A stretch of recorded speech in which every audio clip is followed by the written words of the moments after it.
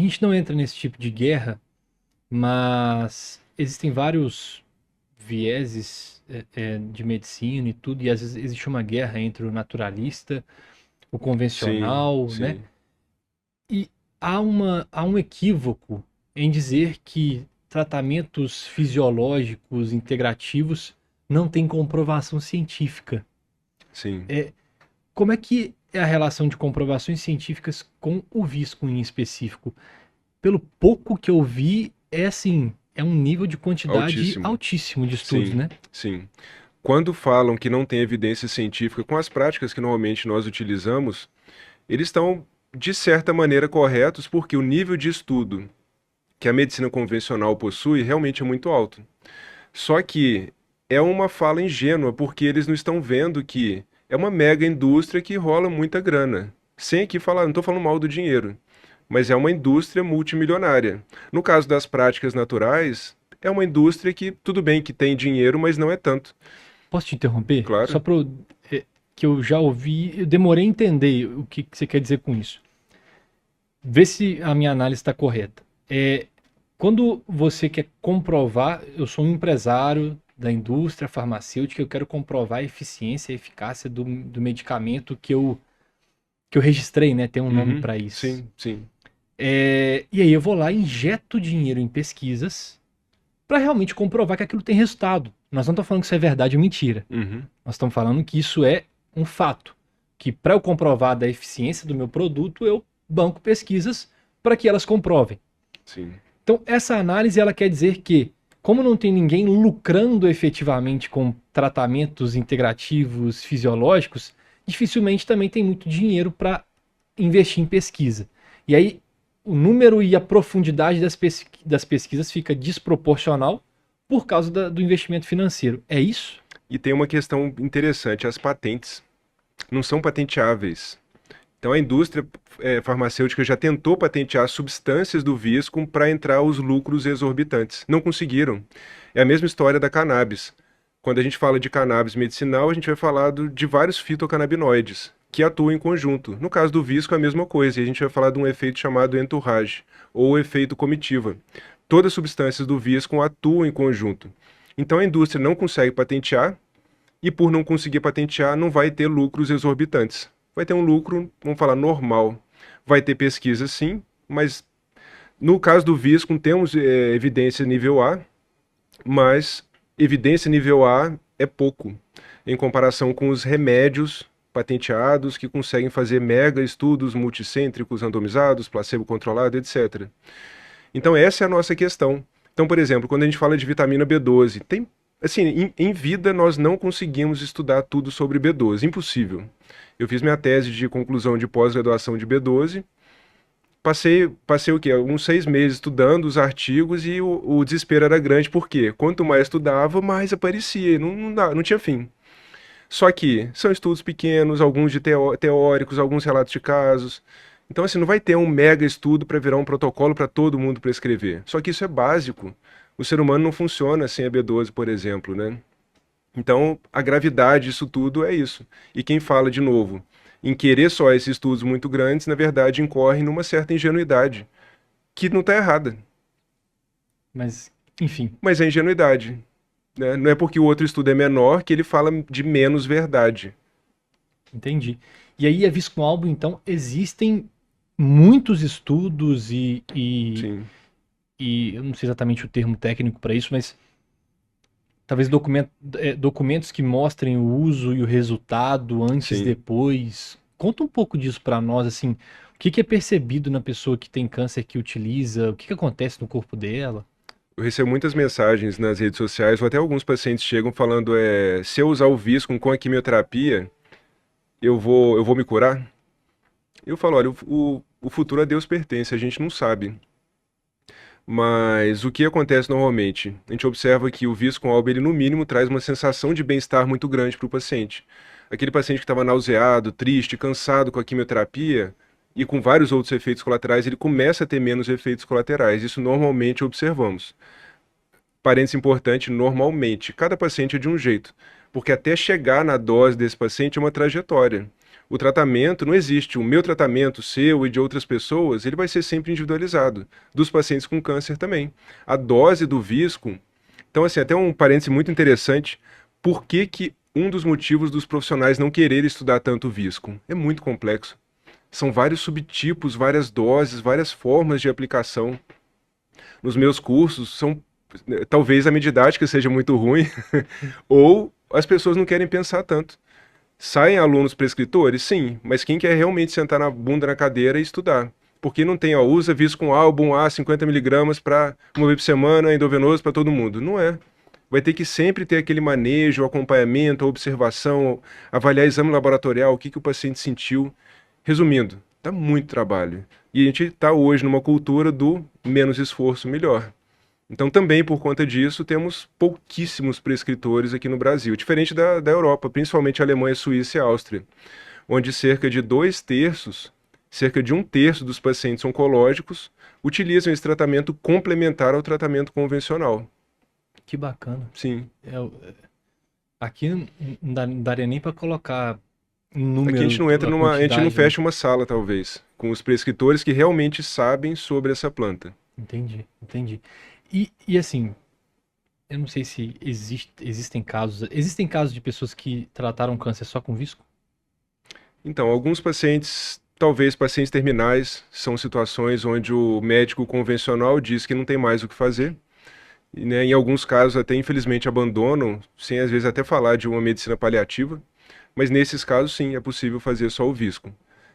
Existem pacientes também que falam, ó, eu não quero convencional, mas eu sempre deixo incentivo a conversa com o oncologista. Eu falo que o ideal seria a equipe, o médico que trabalha com visco, junto com o profissional que trabalha com tratamento convencional, mais a família do paciente. Entendi. Mas tem de tudo na prática, né? Mas a maioria faz o convencional. Porque minha dúvida é a seguinte: o que que o visco faz no organismo? Talvez de uma forma lúdica. O que que acontece quando a pessoa começa a tomar o visco? O que que acontece no organismo dela que pode se tornar tão poderoso a ponto de reduzir um tumor, de atuar num tumor? Ela aumenta a produção de células brancas, que são os soldadinhos do nosso corpo. Eu falei da endorfina, então, por trazer sensação de bem-estar, o paciente ele se sente mais forte. Então, as náuseas que ele sente normalmente com a quimioterapia, elas costumam ser diminuídas. Estou falando sempre normalmente, costumam, porque é individual. Costumam diminuir. Ela é interessante, tem um estudo mostrando que ela acelera os glóbulos brancos. Então, a célula natural killer, que é uma das células branquinhas, o visco ele tem a capacidade de deixá-la mais rápida, mais ágil. E tem estudo mostrando que ela tem um efeito antitumoral ou ela ajuda a matar especificamente a célula tumoral. Então ela age por diversas maneiras no organismo do paciente, melhorando o bem-estar e melhorando a imunidade dele. Entendi, entendi. Então é quase como se ela fosse atrás do tumor, né? Quando Sim, entra. sem fazer mal para a célula boa. Entendi, entendi. E quais são as formas de uso? Você já falou que é muito complexo, né? Mas Forma de uso, entendi. Formas de uso são várias. A gente pode usar. Então, assim, estudo a injeção, principalmente subcutânea. tá. A gente pode usar via endovenosa, pela veia, diluído em soro fisiológico. A gente pode aplicar perto do tumor, pode aplicar dentro do tumor. A gente pode aplicar visco em cavidades, por exemplo, dentro da bexiga, dentro da pleura. Claro que para essas aplicações intracavitárias, a gente precisa de um especialista para fazer essa aplicação, que muitas vezes exige um ultrassom para fazer uma aplicação guiada. Tô lembrando de um paciente agora que ele fez uma aplicação de visco num tumor chamado adenocarcinoma lá no esôfago.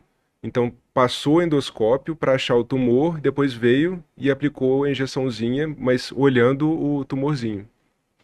O paciente já faleceu, mas o sucesso foi qual no caso desse paciente? Ele não curou. Claro que a nossa ambição é sempre curar todo mundo, né? Mas esse paciente, ele pelo menos teve uma qualidade de vida melhor, uma terminalidade melhor, que é um tema muito importante também. Então, assim, cura todo mundo, gente, quem sou eu? Né? Se Deus não conseguiu curar todo mundo, quem sou eu? Quem são os médicos, né? Eu falo que são ambições. A gente vai estudar, vai fazer o possível, vai orar pelo paciente, e o visco é talvez uma das principais ferramentas junto com o tratamento convencional. Entendi. E de perspectivas assim pro futuro, É claro que a gente trabalha muito para levar esse conhecimento para os profissionais da área da saúde, Sim. né? A gente bate às vezes com um certo preconceito, mas ao meu ver sem sentido, porque Uhum. as duas coisas andam em Sem conjunto, uma sentido. potencializa a Sem outra. sentido e levando em conta que o nosso objetivo é melhorar a vida do paciente, né? Então aqui é zero ego, né? O ideal seria a gente estar junto com o convencional pensando no paciente, né? Então essa briguinha, porque o meu é mais importante. Gente, isso não existe. Tudo é importante. Se o paciente sair beneficiado, mas é efeito placebo. Gente, se for efeito placebo e o paciente se sentir melhor, já está valendo. Mas não é, porque a gente tem muita evidência. A gente tem até muito estudo em animal, né? A veterinária hoje, no Brasil, usa muito mais do que a parte humana, o Viscum Album, com bons resultados. Pois é, pois é. E perspectivas para o futuro, assim, você acha que as pessoas tendem a se atentar cada vez mais a isso? A gente conversa muito sobre isso, né? O mercado que eu digo, tamanho da população hoje, cerca de 40% sofre de doenças crônicas, diabetes, de Uhum. doenças do estilo de vida e que poderiam ser prevenidas com um estilo de vida saudável. Sim, Perspectivas de futuro. Você acha que o Viscom Album vai se tornar algo mais corriqueiro nos consultórios do Brasil? tenho Qual que é a sua certeza, visão? tenho certeza. E sorte dos profissionais que se atentarem a isso, por conta de um estilo de vida precário da maioria das pessoas. É uma reflexão que todo mundo pode fazer. Como que a alimentação das 10 pessoas mais próximas delas, né? Então elas vão ver que comem muito ultraprocessado, muito açúcar, dorme mal, não faz exercício. Então tudo errado. A verdade é essa, tudo errado. E quase ninguém sabe o que é um estilo de vida saudável. Quase ninguém. Por conta disso e por conta de várias outras influências, toxinas, a água nossa de péssima qualidade, por conta disso tudo, a incidência de câncer está crescendo assustadoramente. E as pessoas estão cada vez mais atentas ao que pode se fazer mais além do convencional. Porque o convencional vai entregar aquele resultado. E o que mais? Que as pessoas querem lutar pela vida. Imagina, o seu pai, a sua mãe está com câncer. Você vai ficar, o médico fala, é só isso, mas pode comer o que quiser? Claro que não. Tudo bem, vamos fazer o convencional, mas vamos ver a dieta, como é que pode ser melhor, como é que é o hábito de vida de um paciente com câncer para ele ter essa ambição de curar. Porque só de ter essa ambição, isso já é o principal remédio. Eu falo que quando entra um paciente com câncer no meu consultório, o meu primeiro objetivo, claro que nunca é iludir, mas é sempre fazer ele acreditar que tudo é possível. Só que para isso ele tem que ser protagonista. Ele tem que querer mudar. Porque se ele muda, o resultado pode ser que seja diferente. Eu já tive uma paciente, foi um caso assim emblemático para mim, uma paciente cadeirante, ela com várias metástases de um tumor de intestino, e em pouco tempo de tratamento conosco, ela saiu da cadeira de roda, porque um tumor que comprimia a medula dela sumiu. Ela passou conosco muito tempo, em quimioterapia também, e depois de um dado momento, tudo sumindo, um tumorzinho nasceu novo.